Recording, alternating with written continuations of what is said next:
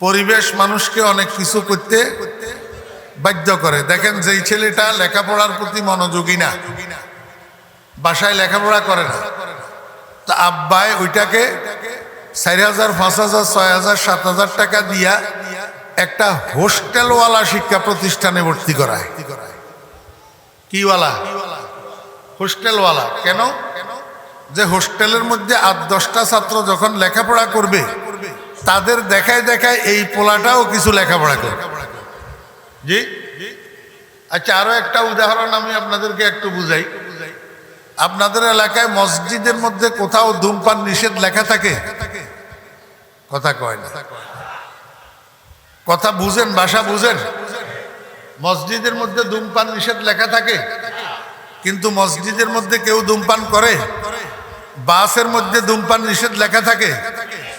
জি, এখন বর্তমানে হয়তো কম থাকে, এক সময় তো বাসের মধ্যে লেখা থাকতো যানবাহন আইনের 93 ধারা, যানবাহনে ধূমপান করা নিষেধ, যানবাহনে ধূমপান করলে যানবাহন থেকে নামিয়ে দিন। আপনারা মনে হয় কেউ দেখেন নাই? জি, এই সাক্ষী হইল তো। তাহলে বোঝা গেল যানবাহনের মধ্যে ধূমপান নিষেধ লেখা থাকে।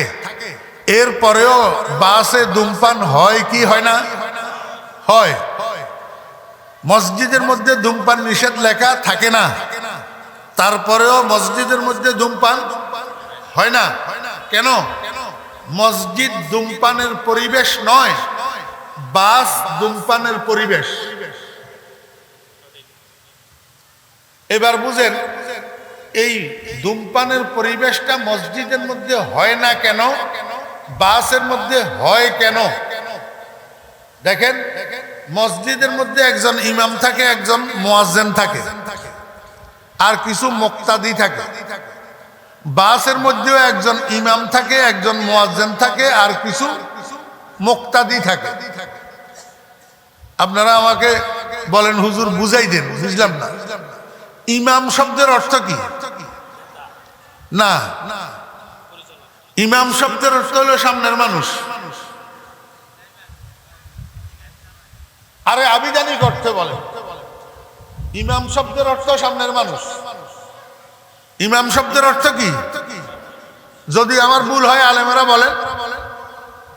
ইমাম শব্দের অর্থ সামনের মানুষ। মসজিদের ইমাম সাহেবকে ইমাম বলে কেন? উনি সবার সামনে থাকে। তো বাসের ড্রাইভার কোথায় থাকে? পিছনে। সামনের মানুষ না? এই অর্থে ড্রাইভারও ইমাম না। আচ্ছা, মুয়াজ্জিন শব্দের অর্থ কি? আহ্বানকারী। মুয়াজ্জিন শব্দের অর্থ কি? আহ্বানকারী, যে মানুষেরা ডাকে, হাইয়া আলাস সালাহ, নামাজের জন্য আসো আসো, ডাকেনি? তো বাসের হেল্পাররা কি করে? কুমিল্লা কুমিল্লা কুমিল্লা কুমিল্লা কুমিল্লা, চট্টগ্রাম চট্টগ্রাম চট্টগ্রাম, ডাকেনি? তাহলে আহ্বান করার অর্থে মসজিদেরটা যেরকম মুয়াজ্জিন, বাসেরটাও কি মুয়াজ্জিন। তাহলে ওইখানেও একজন ইমাম আছে, এখানেও একজন ইমাম আছে, ওইখানেও একজন মুয়াজ্জিন আছে, এখানেও একজন কি আছে? মুয়াজ্জিন আছে। মুক্তাদি শব্দের অর্থ হলো অনুসারী। কথা কয় না। মুক্তাদি শব্দের অর্থ কি? অনুসারী। তো মসজিদের মধ্যে মুক্তাদি যারা, এরা ইমাম সাহেবের অনুসরণ করে। ইমাম সাহেব আল্লাহু আকবার কই রুকুত গেলে পিছনেওয়ালারাও রুকুত যায়। ইমাম সাহেব সামি আল্লাহু লিমান হামিদা বলি রুকুত থেকে উঠলে পিছনেওয়ালারাও রুকুত থেকে উঠে, মানে অনুসরণ করে। তো বাসের মধ্যে যারা যাত্রী থাকে, এরা কি ড্রাইভার যেদিকে যায় যাত্রীরা আরেক দিকে যায় না? এদিকেই যায়। তাহলে অনুসরণ করে না। তাহলে এই অর্থে যাত্রীরা মুক্তাদি। মুসল্লি বলিয়েন না, মুসল্লি বললে গুনাহ হবে। মুক্তাদি, অনুসারী।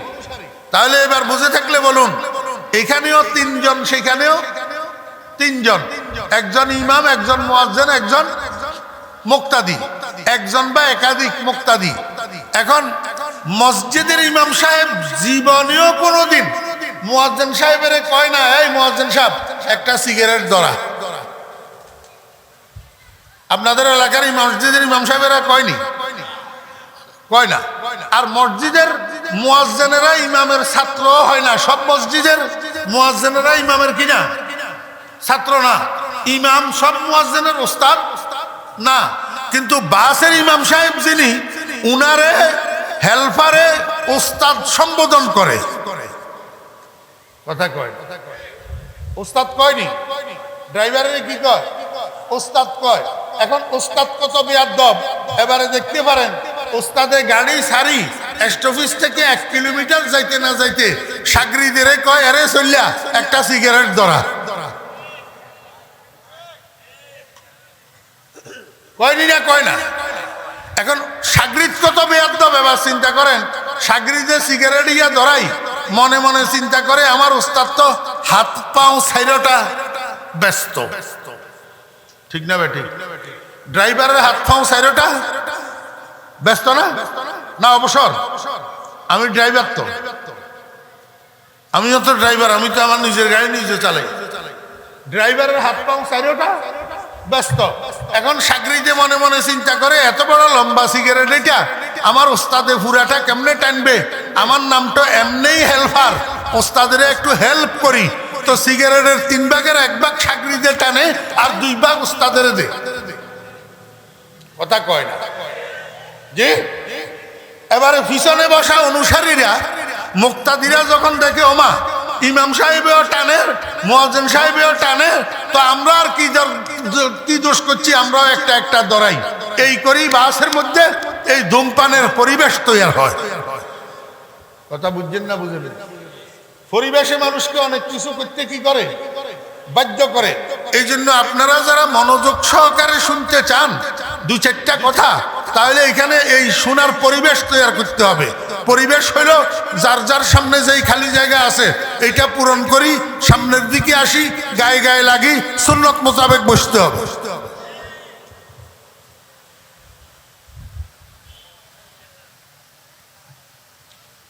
বসার থেকে যদি না উঠেন, তা আমি সামনের উদাহরণটা দিব যে এটাতে সবাই শরম পাইবেন।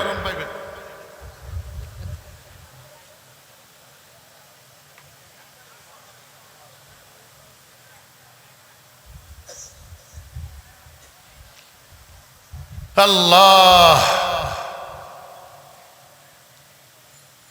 মাশাআল্লাহ, মোটামুটি মজলিসটা এবার সুন্নত মোতাবেক হয়েছে। আপনারা আগেই বসছেন। এবার সবাই আমার চেহারার দিকে তাকান। মোবাইল আসেনি কারো হাতে? জি, যতক্ষণ বয়ান শুনবেন মোবাইল টিপাটিপি করা যাবে না, এদিক সেদিক তাকানো যাবে না, দুইজনে ফুডুর ফুডুর ফুডুর ফুডুর কথা বলা যাবে না। আমার চেহারার দিকে তাকাই, অল্প 2-4টা কথা শুনেন, কোনো বিক্ষিপ্ত আলোচনা না।